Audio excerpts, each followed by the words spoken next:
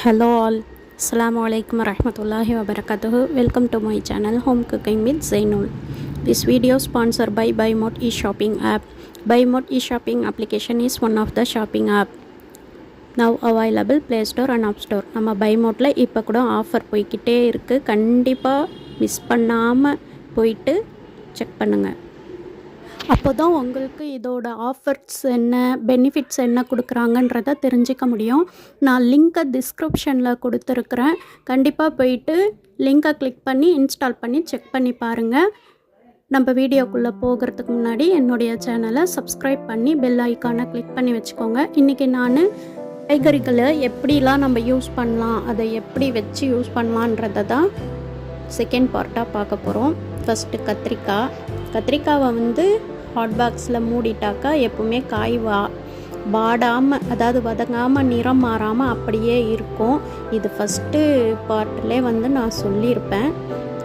கத்திரிக்காவில் எப்படியெல்லாம் யூஸ் பண்ணலான்றத சொல்லியிருக்கிறாங்க. நெக்ஸ்ட்டு கத்திரிக்காய் நீள்வாக்கில் மெல்லிஸாக நறுக்கி எண்ணெயில் பொரிச்சு கெட்டி தயிரில் போட்டு அதோட உப்பு கொஞ்சம் பச்சை மிளகாய் நறுக்கி போட்டு செஞ்சு அதை தயிர் பச்சடியாக கூட ட்ரை பண்ணி சாப்பிட்லாம். அதுவும் நல்லது தான், உடம்புக்கும் நல்லது, டேஸ்ட்டாகவும் இருக்கும்.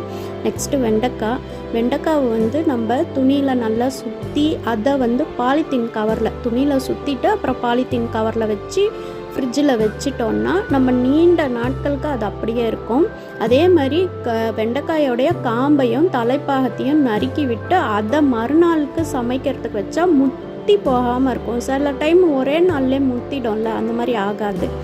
அதுக்கப்புறமா வெண்டைக்காய் சமையல் செய்யும்போது எலுமிச்சை சாறு இல்லைன்னா தயிர் ஒரு ஸ்பூன் சேர்த்தாக்கா அந்த பிசுபிசுப்பு இல்லாமல் இருக்கும், ரொம்ப கொலன்னு இல்லாமல் இருக்கும் சமைக்கிறதுக்கு.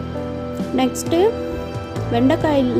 வெண்டைக்காயை நறுக்கும்போது கீழ் நுனி பகுதியை தூரம் போடாமல் தோசைக்கு மாவு அரைக்கிறோம்ல, அந்த உளுந்து அளவை கொஞ்சம் குறைச்சிக்கிட்டு இதை சேர்த்து அரைச்சோன்னா மாவு நல்லா மிருதுவாக சாஃப்டாக இருக்கும். இட்லியும் தோசையும் சாஃப்டாக ருசியாகவும் வரும். ஓகேவா? அதுக்கப்புறம் வெண்டைக்காவை வதக்கும்போது கொஞ்சம் தயிர் சேர்த்து வதக்குனா அந்த வளவளப்பு இருக்காது, பிசுன்னு கொலன்னு இருக்காது. வெண்டைக்காயில் எவ்வளோ விஷயங்கள் இருக்குன்றத பாருங்கள். ஆனால் வெண்டைக்காய் அவ்வளோவும் உடம்புக்கு நல்லது. ஆனால் அந்த பிசுப்போடு சாப்பிட்றது ரொம்பவே நல்லதுன்னுவாங்க. அதுக்கப்புறம் வெண்டைக்காய் குழம்புக்கு வெண்டைக்காவை வதக்கும்போது கொஞ்சமாக புளிச்ச மோர் இருக்கு இல்லையா, அதை சேர்த்தாக்கா அந்த வெண்டைக்காய் குழம்பு அவ்வளோ டேஸ்ட்டாக இருக்குமா. கண்டிப்பாக ட்ரை பண்ணி பாருங்க. அதுக்கப்புறம் வெண்டைக்காவை வேக வைக்கும்போது பாத்திரத்தை திறந்து வச்சோன்னாக்கா காயோட நிறம் மாறாமல் அப்படியே சுவையாக இருக்கும்.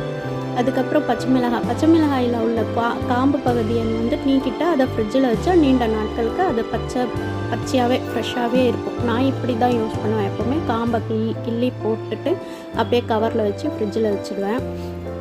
அது நல்லாவே அப்படியே ஒரு 2 வாரம் இருந்தாலும் அப்படியே இருக்கும். அதுக்கப்புறம் பிளாஸ்டிக் கவரில் பச்சை மிளகாயை வச்சு ஒரு ஓட்டை போட்டு ஃப்ரிட்ஜில் வச்சிட்டோன்னா மாத கணக்கில் அப்படியே இருக்கும். இந்த வீடியோ உங்களுக்கு ரொம்பவே யூஸ்ஃபுல்லாக இருக்கும்னு நினைக்கிறேன். கண்டிப்பாக என்னுடைய ஹோம் குக்கிங் வித் ஜெய்னுல் சேனலை லைக் பண்ணுங்கள், ஷேர் பண்ணுங்கள், கமெண்ட் பண்ணுங்கள், சப்ஸ்கிரைப் பண்ணி பெல் ஐக்கானை கிளிக் பண்ணி வச்சுக்கோங்க. இதே மாதிரி நிறைய டிப்ஸோடு அடுத்த வீடியோவில் உங்களை நான் சந்திக்கிறேன். அதே மாதிரி நம்மளுடைய பைமோட்டையும் போயிட்டு நான் லிங்க்கை கொடுத்துருக்குறேன் இல்லையா, அதை கிளிக் பண்ணி இன்ஸ்டால் பண்ணி செக் பண்ணி பாருங்கள். ஓகேவா? தேங்க்ஸ் ஃபார் வாட்சிங். அஸ்ஸலாமு அலைக்கும் வரஹ்மத்துல்லாஹி வபரகாத்துஹு.